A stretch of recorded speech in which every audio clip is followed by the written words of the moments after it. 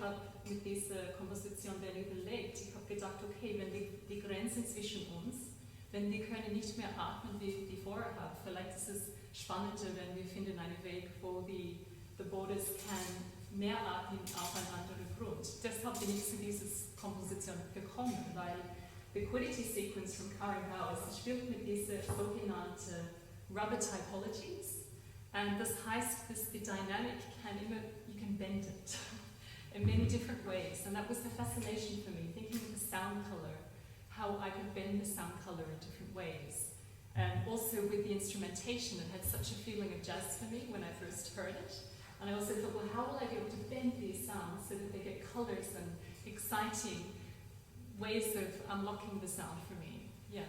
Denkst du, dass es wichtig für den Hörer sein könnte, das auch zu wissen? Oder könnten wir uns einfach hersetzen und sagen, wir hören deine Musik, ohne irgendetwas darüber gehört zu haben, über diese mathematischen Modelle? Würde das einen Unterschied machen? Ich finde absolut, dass man sollte das hören, wie man zu den Klängen kommt. Das für mich ist schon fast eine Idee, dass man sieht, was nachher entdeckt und die Gedanken ist, kann man die Komposition noch hören, als eine Erinnerung. So, das ist immer so, wenn ich arbeite, dass ich denke, die Konzepte bauen auf, dass ich dann etwas Neues finden kann, aber ich kann das immer zu die Seite legen, sozusagen, und natürlich kann man nur hören und genießen. Ja.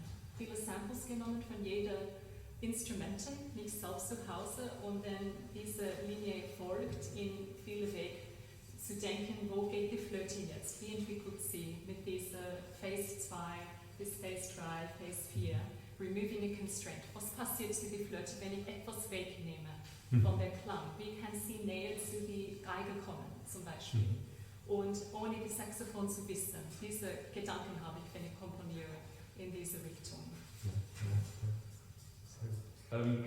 Wir wollen noch über eine Frage sprechen, die dir sicher oft gestellt wird. Du bist auch Architektin, hast Architektur studiert, bist Komponistin. Das heißt, die Musik hat ja auch eine inhärente Architektur. Es wird oft über die Architektur von Musik gesprochen.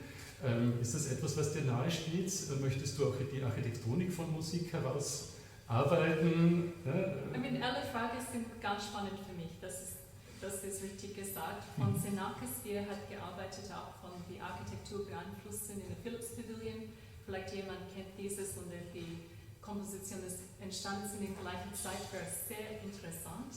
Und ich habe dann immer gedacht, wenn ich Architektur studiert habe, habe ich gleichzeitig Komposition gemacht und war für mich in einer Verbindung. Und ich habe mit Zaha Hadid studiert, und sie hat eigentlich für mich die Revolution geöffnet für curves. You know, it was really the voluptuous revolution, I would like to say. And so in some ways, this comes back to these scores where I start to play with curves in the diagrammatic, because actually here you can think of it as it is actually a triangulation with like a triangle. Every single point is thought with three sides, and because of my architecture study, I'm interested in pulling them apart, pulling the curves in different ways. So I kind of hear and see form maybe together. Es ist das gleiche Bild für mich, irgendwo, das ist im Körper gebunden jetzt, weil ich habe das gleichzeitig immer im Gedanken gehabt.